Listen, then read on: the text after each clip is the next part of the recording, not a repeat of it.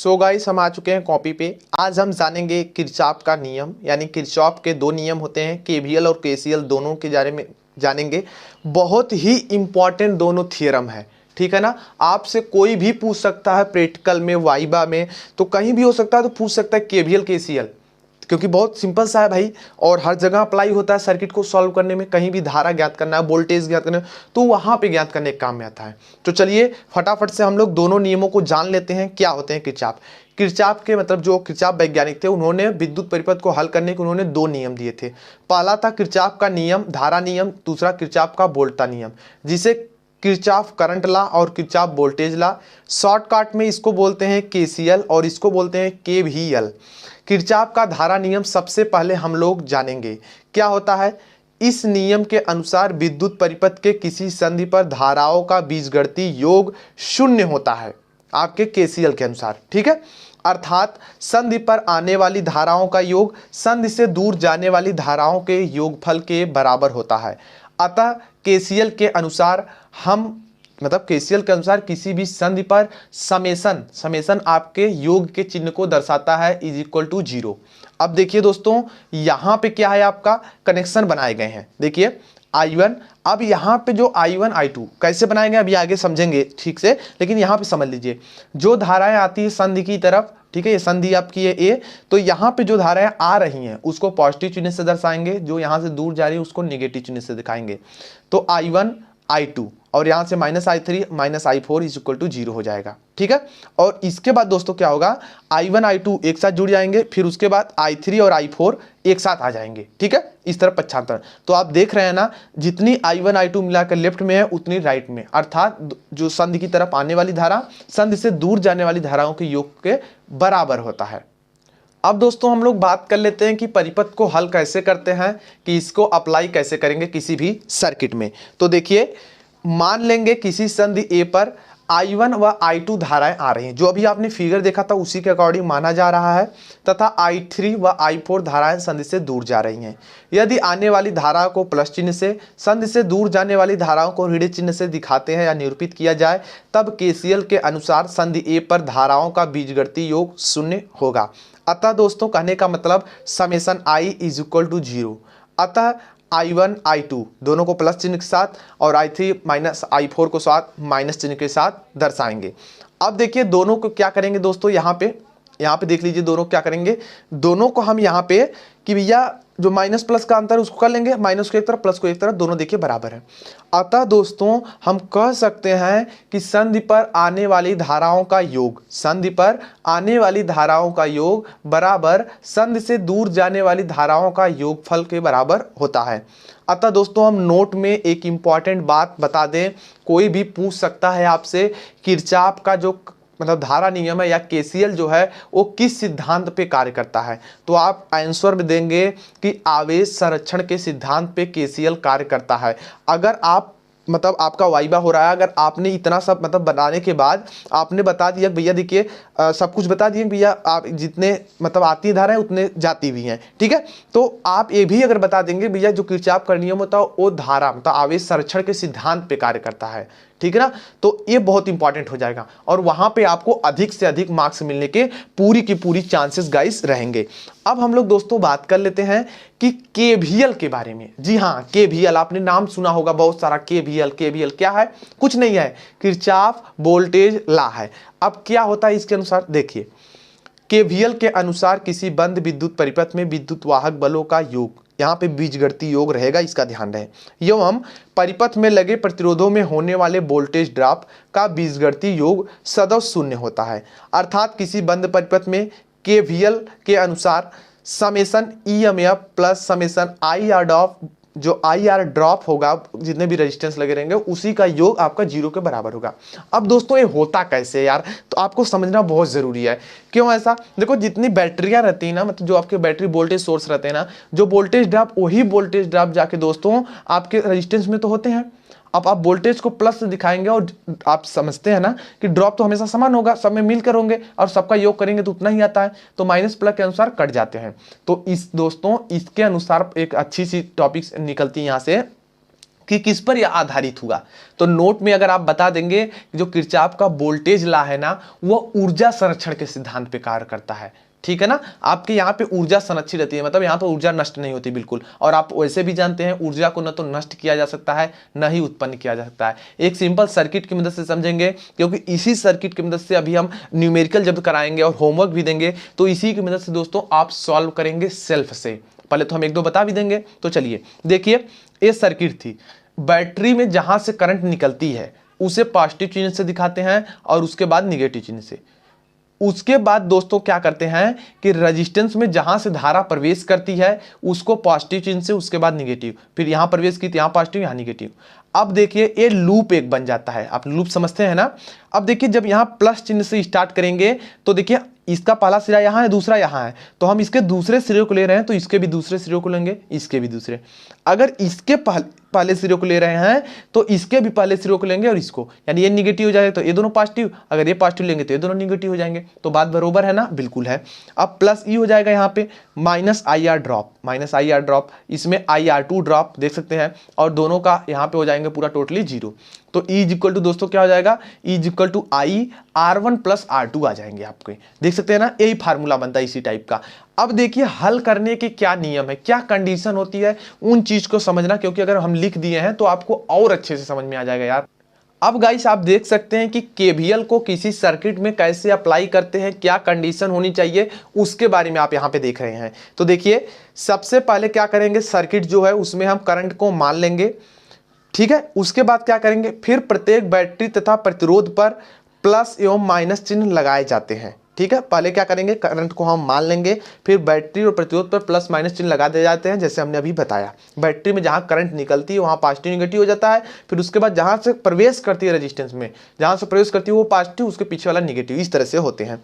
फिर क्या करेंगे, किसी भी बैटरी से हमेशा प्लस, जो हमारी बैटरी होती है प्लस चिन्ह से निकलती है, और किसी भी प्रतिरोध में जहां से धारा प्रवेश करती है उसे प्लस चिन्ह यानी वोल्टेज राइज, एवं जहां धारा निकलती है वहां पर माइनस चिन्ह लगा के वोल्टेज ड्रॉप लिखते हैं। या फिर उसके बाद क्या करते हैं, सर्किट में क्लॉकवाइज या तो एंटी क्लॉकवाइज, जो आप अभी देख रहे थे यहाँ पे माइनस करके हम लगा रहे थे ना, तो ये जो इस तरीके का क्लॉक बना है आपका, ये इस तरह से आपका एंटी क्लॉक बन जाएगा, ठीक है ना, ये बात की जा रही है। तो यहाँ पे एंटी क्लॉक या क्लॉकवाइज डायरेक्शन में एलिमेंट का या तो पहला चिन्ह या फिर अंतिम चिन्ह लेकर के एक समीकरण बनाते हैं। इसी प्रकार दोस्तों जितने सारे लूप बनेंगे उतने के लिए हम क्या करेंगे, उतने के लिए हम समीकरण बना करके फिर उन्हें नियम पूर्वक हल करेंगे, जैसे आप मैथ में करते हैं। तो आपका धारा जो ब्रांच में कितनी धाराएं फ्लो हो रही हैं उसका मान आपको पता चल जाएगा। तो इस तरीके से गाइस ये दो न्यूमेरिकल्स रहे, इनको समझ लीजिए। बस आपको यही फार्मूला याद करना है और ये छोटी सी सर्किट याद करनी है, क्योंकि हर जगह यही इस्तेमाल करेंगे। फिर उसी के नियम के अनुसार दोस्तों हम लोग क्या करेंगे, जैसे ये चीज़ की गई है इसी के अनुसार हम दूसरे भी कर लेंगे। तो चलिए दोस्तों अब हम बात कर लेते हैं फटाफट से दूसरी चीज़ों की। दोस्तों एक केसीएल पर हम न्यूमेरिकल देख लेते हैं ना, ताकि आपको अच्छे से समझ में आ जाए, ठीक है। इस पे प्रैक्टिस आप कर लेंगे थोड़ी, दो चार अपने से भी एग्जाम्पल बना के। ये हमने एक रैंडमली सा बना दिया है, ठीक है। अब देखिए दोस्तों यहाँ पे क्या हो रहा है, यहाँ पे ये हो रहा है, देखिए कितनी पहले धारा आ रही है इसमें। दोस्तों देखिए एक धारा यहाँ पे संधि ए है, ये संधि ए है भाई, ये संधि कितनी है, कौन सी है, ए संधि है। इस पर कौन 2 एम्पियर की धारा आ रही है, 1 एम्पियर की आ रही है, और यहाँ से 3 एम्पियर की आ रही है। अगर दोस्तों मैं प्लस चिन्ह और माइनस चिन्ह के साथ बात करूं तो आने वाली धारा को प्लस चिन्ह यानी 2 हो जाएगा, फिर +1 हो जाएंगे दोस्तों, और +3 हो जाएगा, ठीक है। अब बात कर लेते हैं बराबर जाने वाली धारा का, ठीक है, बराबर जाने वाले। हालांकि देखिए जब इधर ही करेंगे तब माइनस चिन्ह लगाएंगे, ठीक है, इधर ही में जब प्लस या माइनस करेंगे, लेकिन बराबर के जब इधर करेंगे तो उसको भी प्लस दिखाएंगे।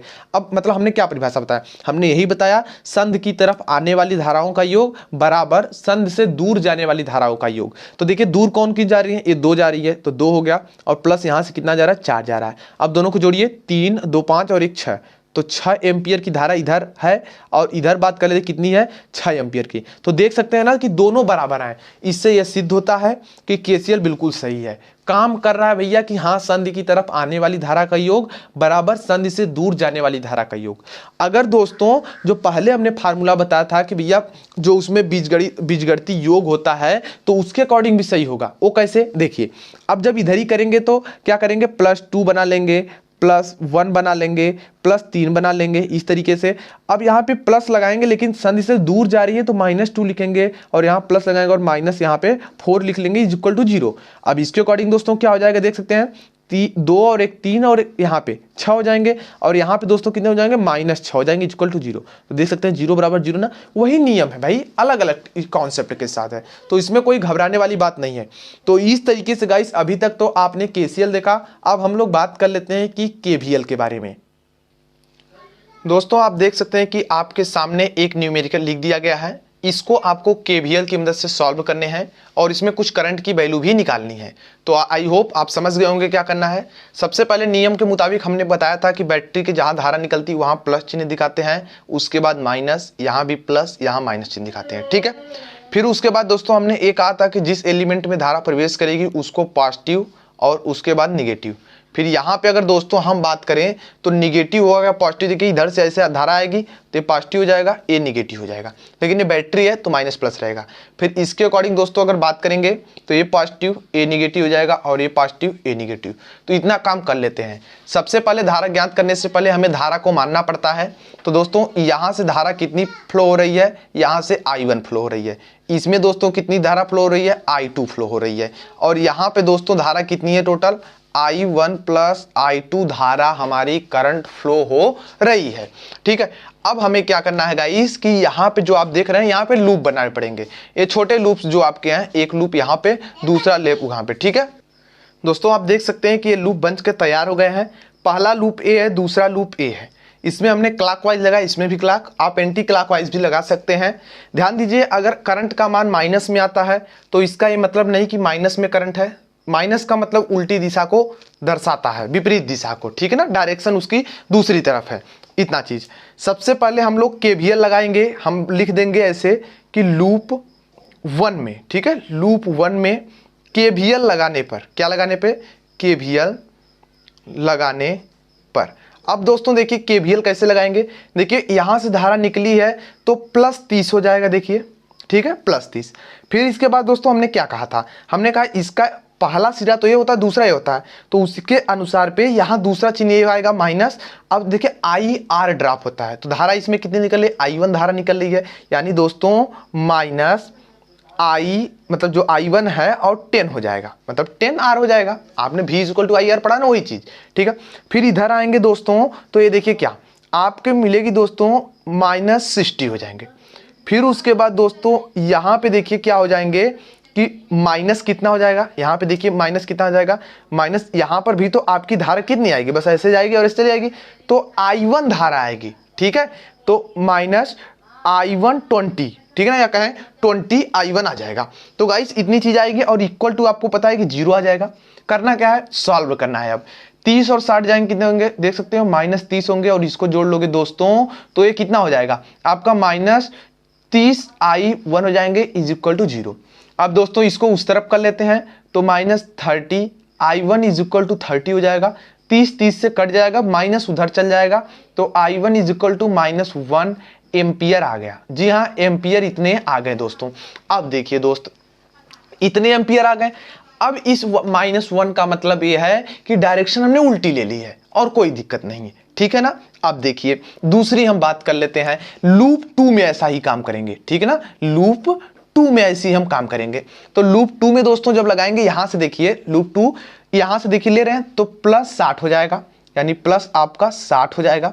फिर उसके बाद दोस्तों इसमें जाएगा, अब देखिए दोनों सीरीज में है ना, अब चाहे भैया अलग अलग करके करें चाहे एक ही में करें, बात एक ही है। यानी कितना हो जाएगा दोस्तों, माइनस यहां से 20 और 10 कितने हो जाएंगे दोस्तों, 30 हो जाएंगे। और दोस्तों एक चीज का ध्यान रखेंगे, I1 करंट इधर से आ रही है और I2 इधर से निकल रही है इस बैटरी से, तो यहाँ पे दोनों करंट तो मिल जाएंगी ना, तो I1 + I2 हो जाएगा। वही चीज यहाँ पे डायरेक्ट कर दी गई है, I1 + I2 हो जाएगा, ठीक है। अब यहाँ पे दोस्तों आएंगे, इतनी चीज बस मुझे मिलेगी, ठीक है, ज्यादा कुछ नहीं।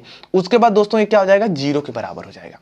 अब देखिए यहाँ पे दोस्तों 60 है और यहाँ पे -30 है, और इस I1 की वैल्यू इधर दिया गया है दोस्तों -1 दिया गया है, और प्लस दोस्तों क्या दिया गया, I2 = 0 दिया गया है, ठीक है।